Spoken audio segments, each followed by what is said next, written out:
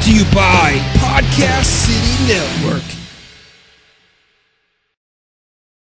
Due to the graphic nature of this program, listener discretion is advised.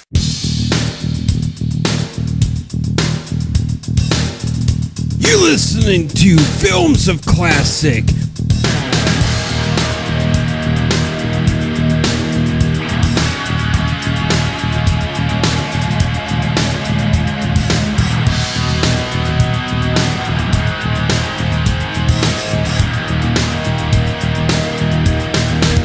Welcome, ladies and gentlemen, to another Films of Classic.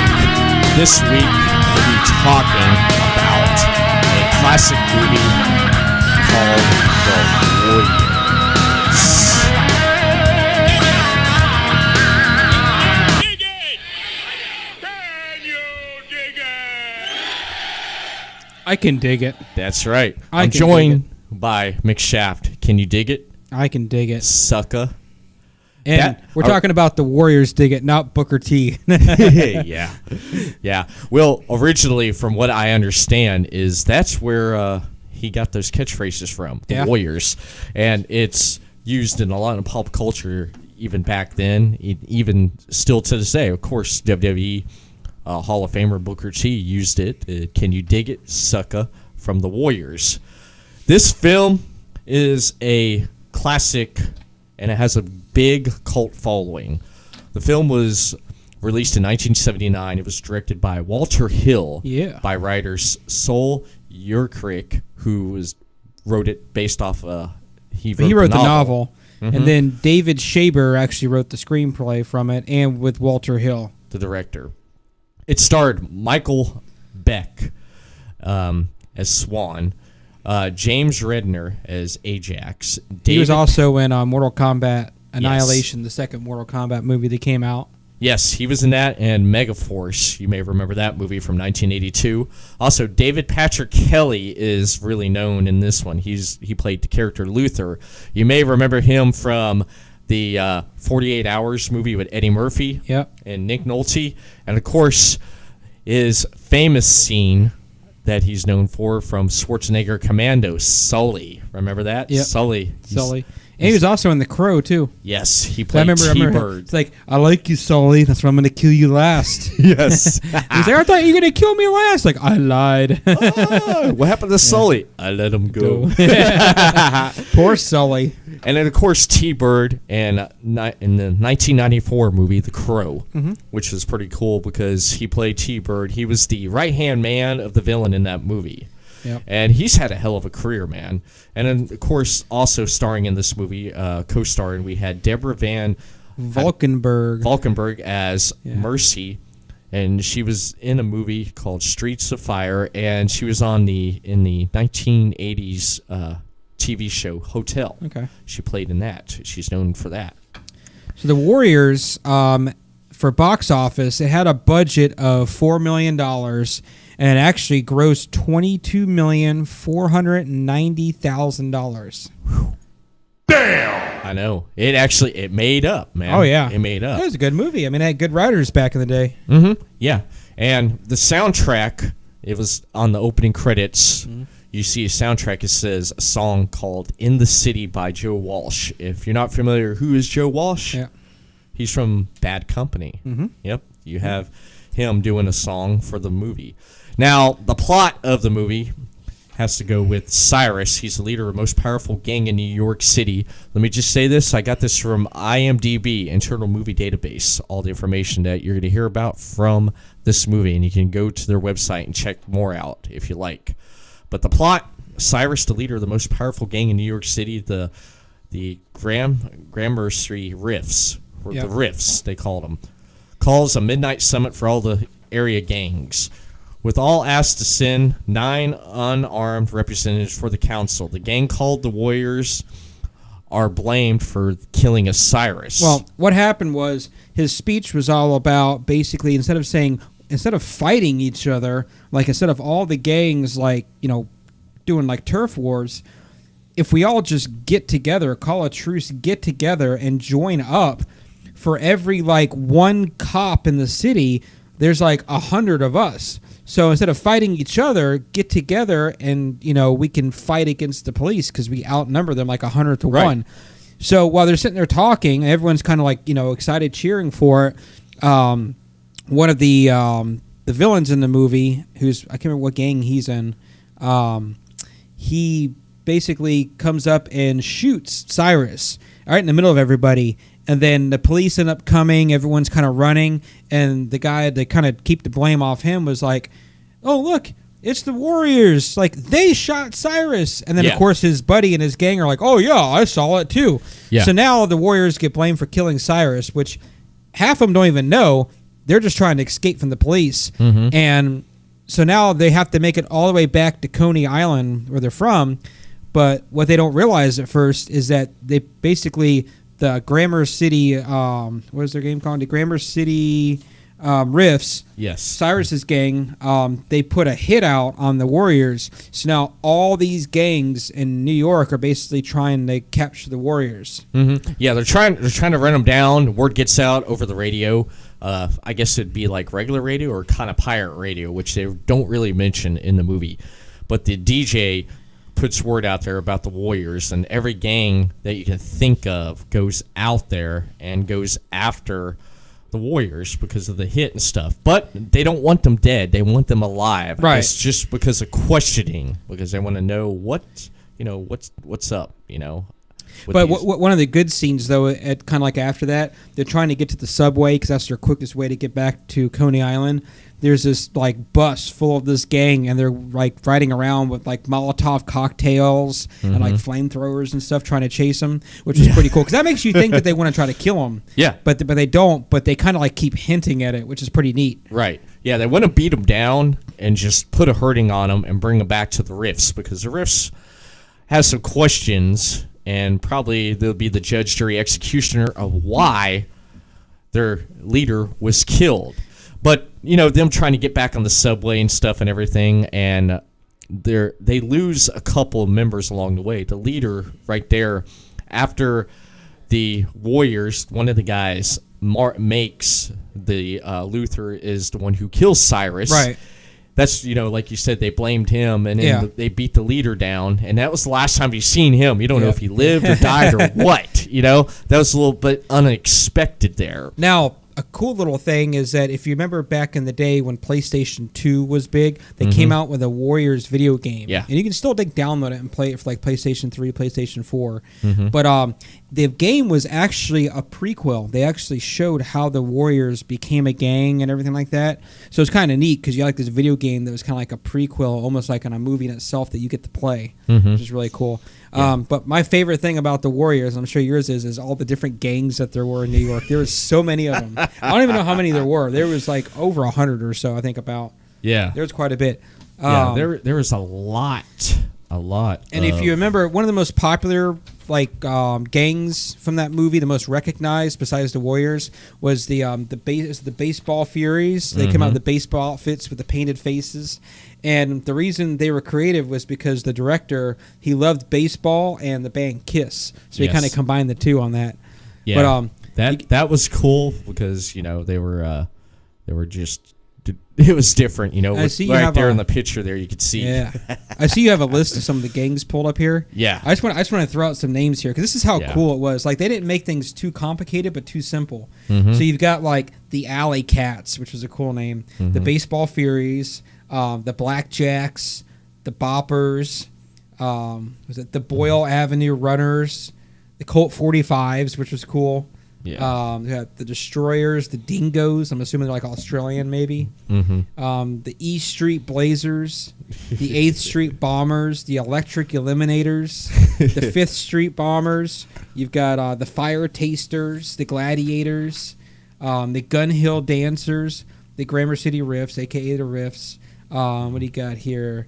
The Homeboys, the Knockdowns. The 9th Avenue Razors. So that's pretty cool. Yeah. How like they incorporate like the gang's name with like what street and territory they're from. The Speedwagons. What do you got? The Turks. The Runaways. The Stilettos. So it's pretty cool. They act like so many like different gang names and stuff. Yeah, most of the names, they made it into the movie, but most of them didn't. Like, one on the list here is the Orphans. And we've seen what happened with the Warriors coming across the Orphans. That's where they run into Mercy. Yep. And they get a little run in. They tried to make, that was a good scene because he told them, he's like, yeah, it's cool. You guys are peaceful. You could pass through. But then Mercy steps out there, and she's like, It's like, you're going to let the other gangs come through here? Is because you're going to have to throw down. And he listened to her, and he's like, yeah, take your colors off. They're like, no, we're not taking our colors off. We're passing through, like it or not. And then they ended up, Mercy, for some reason, ended up following him around the corner. She gets kidnapped by him because they almost get into it with the Orphans. And the Riffs don't look at the Orphans as like the low bottom of the gangs. They don't really consider them like a gang or in the network. But they're trying to show themselves. We got numbers, we got strength. They're trying to prove themselves. Yeah. They're underestimated pretty much. Yeah. Another cool scene we talked about earlier with like the pirate radio going on. Yes. Is that like between like kind of like the scenes when they're doing like the radio broadcast, it's cool because it cuts into like this like dark like radio station with this red light, and all you see is like this woman's like basically from like the mouth down to her chin. You don't even see her whole face. Yeah. And she's like, listen up, all you cool cats out there. Is keep an eye out for the Warriors, you know, or something like that. It's pretty cool. And they kept changing up the music and stuff and everything, and they keep updating on the radio station. The Warriors just made it past the Orphans. All you gangs on 9th Street, get ready. You know, stuff like that. It was pretty cool. Yeah, the baseball fearers, that scene right there when they're in the park. I like some of the fight coordination of the fights, which is pretty funny. I mean, it's, you know, at that time and stuff, which was pretty cool, and how they fought and they went against them, and they used like their baseball bats, and they beat them. They beat them down. They took their bats and they passed through. It's like they run into a gang, they take them down and go on, and then word gets back and stuff because everyone wants a piece of the Warriors. They want to take down the Warriors for the death of Cyrus. You know, a lot of interesting facts. You know, they had a hard time filming this movie in New York. They had film trucks were actually protected by real gangs. The Mongrels. The Mongrels protected. We have some down here. Yeah, for $500 a day, they protected the trucks there. There was like crew members on the set were sent death threats because local gangs weren't cast. Thousands of dollars worth of equipment was damaged when one gang tore through the set during a lunch break. Wow. At the time, President Ronald Reagan actually was a fan of the film. Yeah. And he even called the lead actor of the film, and which was Michael Beck, and told him that they actually screened the movie at Camp David. Yeah. Yeah. Yeah, he loved it. He loved it. He reached out to him and said, hey, I love the movie. I definitely did.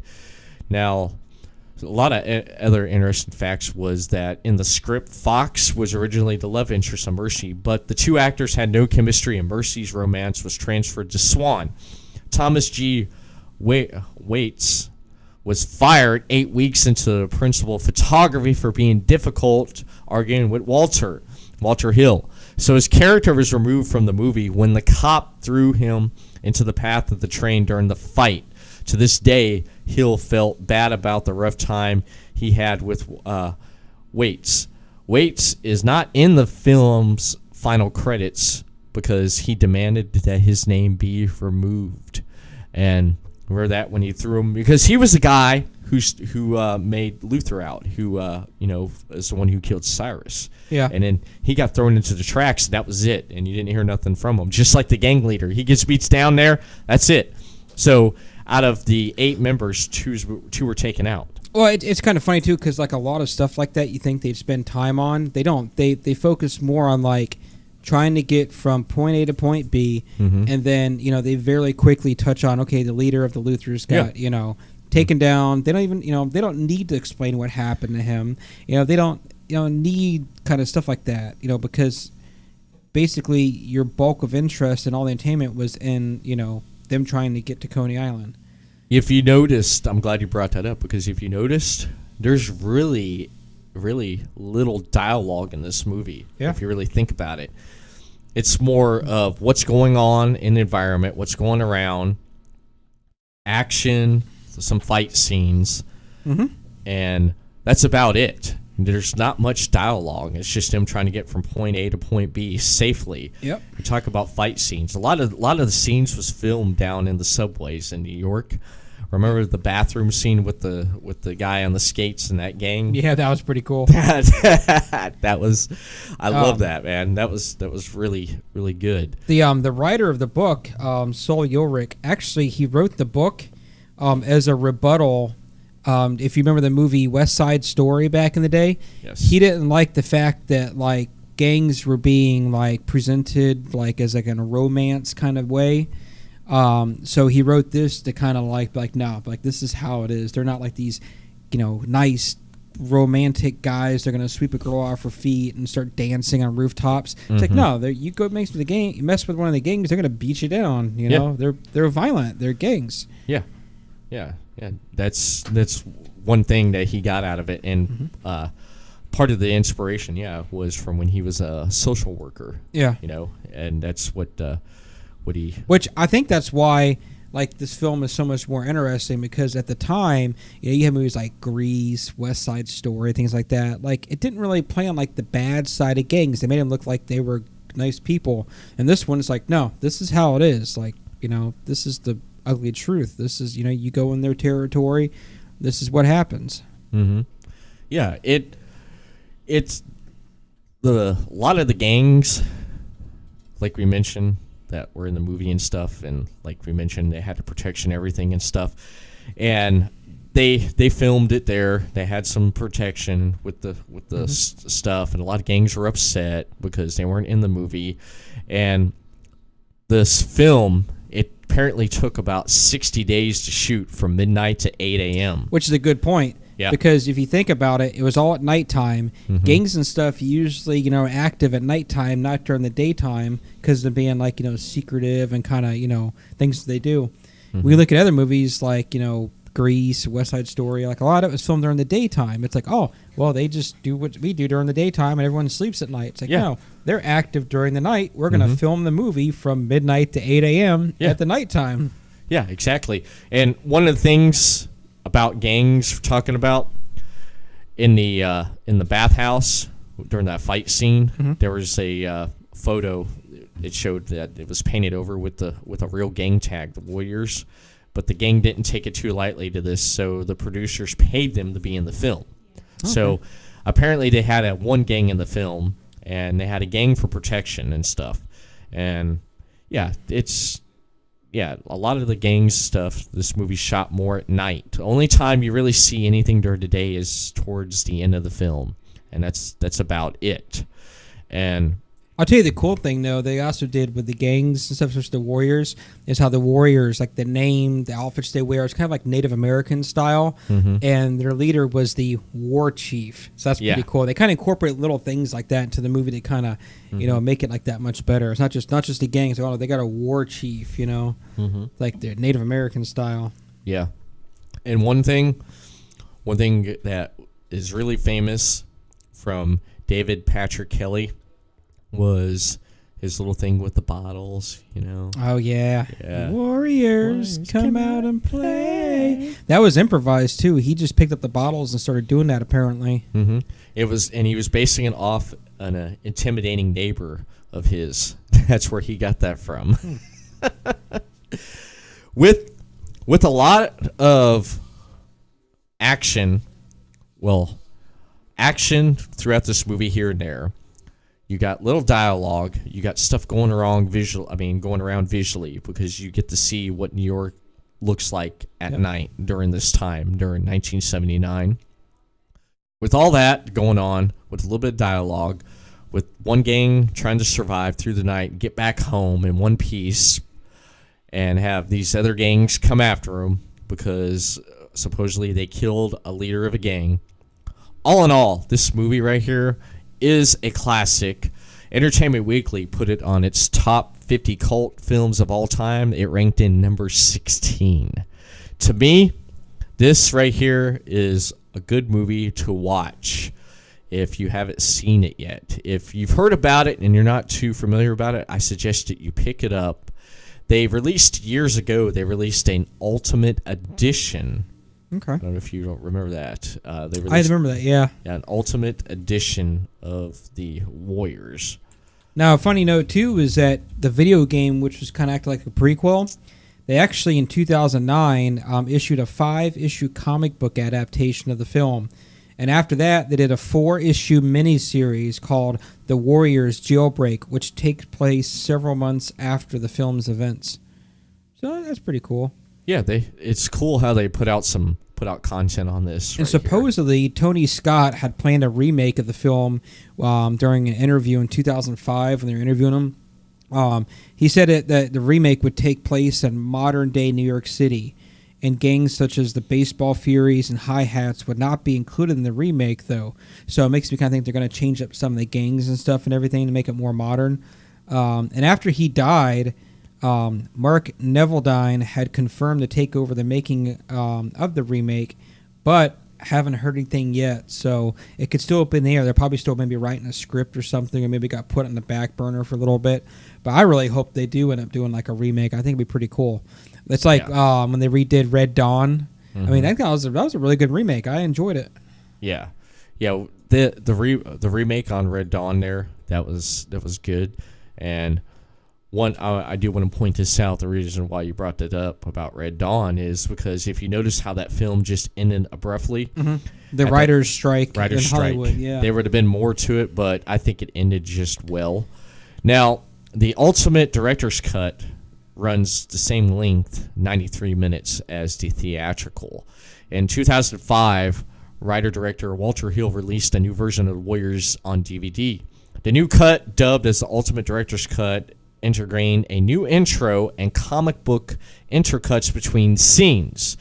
The Blu-ray release of The Warriors only contained the new cut, and the original theatrical cut of the film is only available on DVD. And an introduction to the Ultimate Director's Cut, Hill states.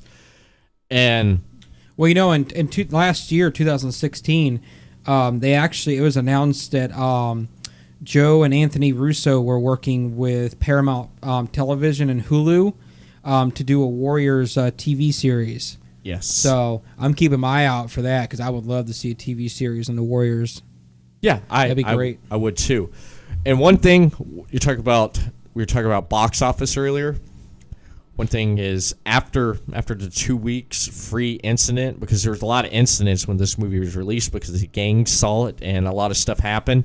The studio was going to pull the film completely from press and media and stuff, but after a 2-week free incident, the studio expanded to delay ads to take advantage of the reviews from critics, including Paula Klein of the New Yorker. She wrote, quote, "The Warriors is a real movie maker movie. It has a visual term, the kind of impact that Rocks Around the Clock did before the titles of Blackboard Jungle. The Warriors is a visual rock. And its 6th week, the Warriors grossed about $16.4 million, well above its estimate $4 million, as mentioned before, to the $7 million budget." Which is pretty neat. The critics, now, how did the critics respond to this? The Warriors did receive from critics a negative, comparative review, who just derided its lack of realism and found the dialogue stiff. And the reviews from like the Chicago Sun-Times, Roger Ebert gave it 2 out of 4 stars and said that despite Hill's cinematic skills, the film is impulsive and a mannerism style that deprives the characters of depth and spontaneity. Well, here's the thing. Yeah. All those people that reviewed that movie were like probably the older generation that didn't really care for that kind of style, but yet it did so well because this is when like the younger generation of kids started going to movies more. Yeah. They were the people that bought the tickets, more so than adults. And, it was kind of almost like the time when, like, a new generation's taken over from movies and stuff and everything. You had stuff come out like, like later on when the internet became big, movie review sites, you had like Rotten Tomatoes and stuff. Right. So I think at that time, a lot of those review stuff was still from like an older generation that wouldn't really care for that movie, but yet the money figures didn't lie. People wanted to see it. Yeah. Like, which is why I don't listen to critics. I watch it for myself. Nah. Some user reviews off of IMDb, like one person gave it a 9 out of 10, a 9 out of 10. Okay. Let's see, how do I go back to like all reviews where you can look at all the reviews? Remember on this here? What did see all 409 reviews. Yeah, all 409 reviews. We're not going to go through all 409. Yeah. Don't worry about that. We're not. We're just going to go through some of them. Like 10 out of 10. Okay. You had some reviews give it a 10 out of 10. 8 out of 10. Oh, yeah, the Lizzies. Oh, yeah, remember that part right there? Yep. I knew something in that part because they said, yeah, the Lizzies are packing. Yeah, they were, man, because as soon as they locked the door, everything was going to happen. And then that was a critical part right there because that's when the Warriors found out the reason why they were getting hunted was because of, they mentioned is like, you took out Cyrus. They're like, what? We didn't take out Cyrus.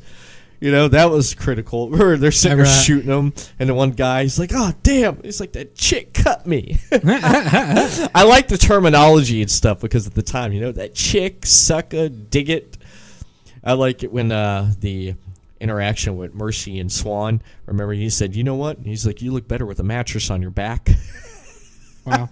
In September of 2015, a couple years ago, there was a last subway ride reunion festival on Coney Island that celebrated the film, and many of the original cast members actually came to the event.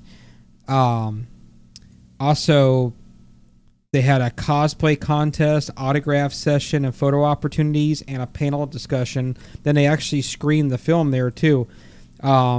The band Sick of It All actually did a musical performance there.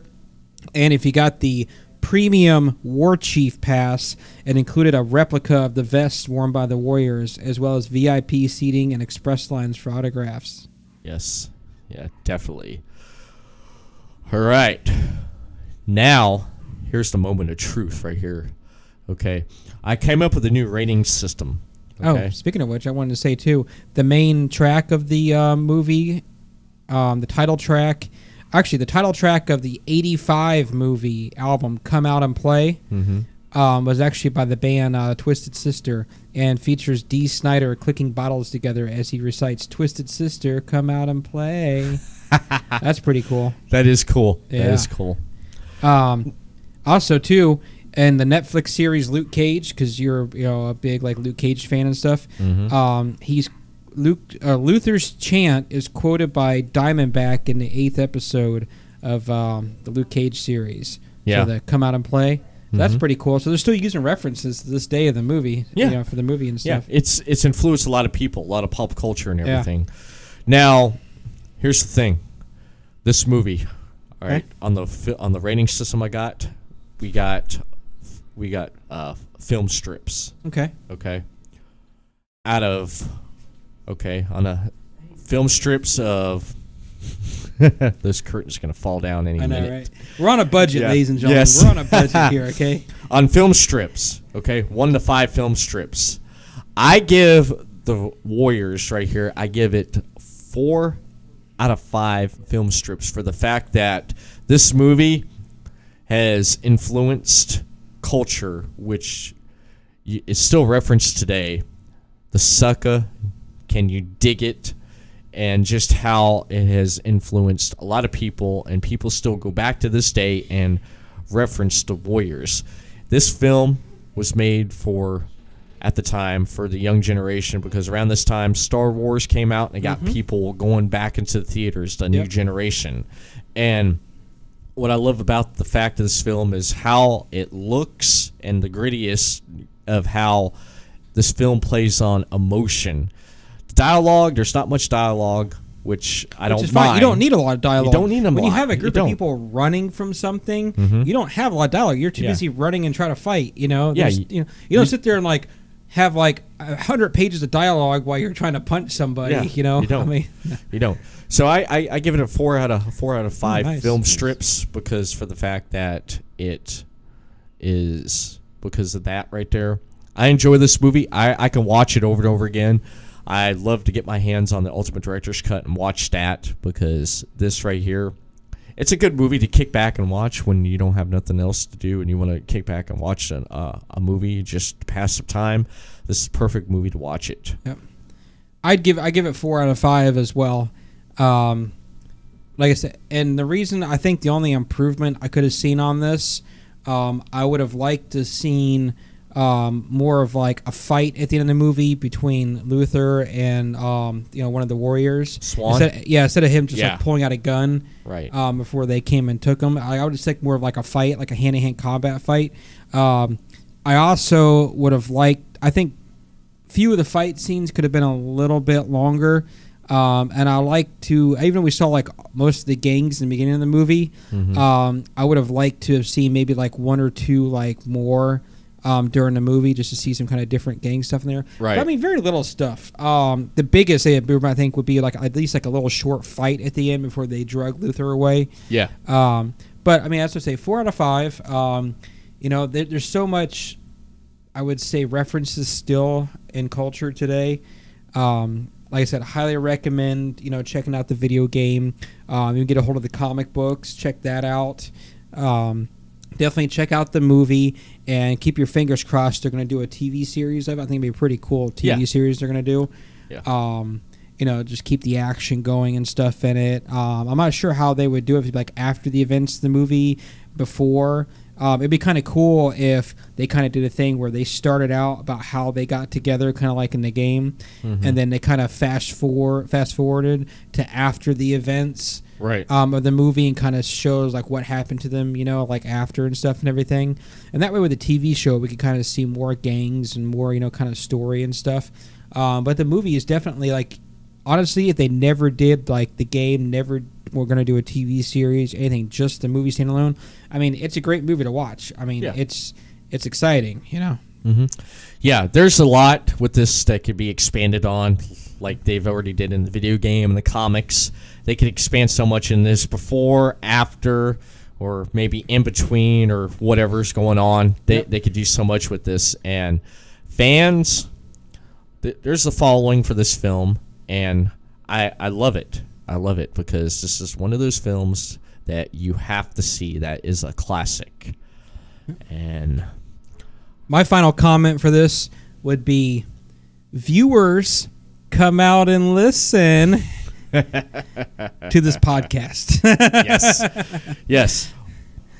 Watch this podcast, listen to it, and that's our take on the Warriors. And I like to see too some feedback from some of our listeners. So if you've seen the movie before, haven't seen it, watched it for the first time, give us feedback on your thoughts about the movie. Give us some of your kind of insight on how you liked it, things you liked, things you didn't like. If there is a TV series, things you might want to see into it. Kind of give us some feedback on that. Yeah, hit me up on Twitter. I can hit you right at now, the Everett. Hit me up on Twitter at the Everett Lee, and then hit the official Facebook page, facebook.com/the Everett Lee. I have a Twitter now too. Twitter, yes. I have a Twitter now too. Let me pull this thing up. I'm just learning how to use this thing, the little Tweety bird thing. I finally talked to him on how to use Twitter. I know, right? Let me see. How do I get my name on here?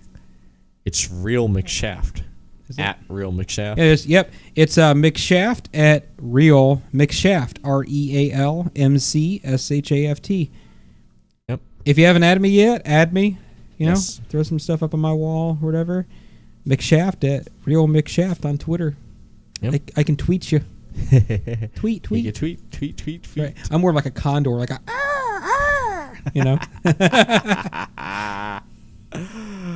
Wow. All right. Well, that is it for this episode of Films of Classic, man. I want to thank everyone for watching this. And tweet. Listening to this podcast.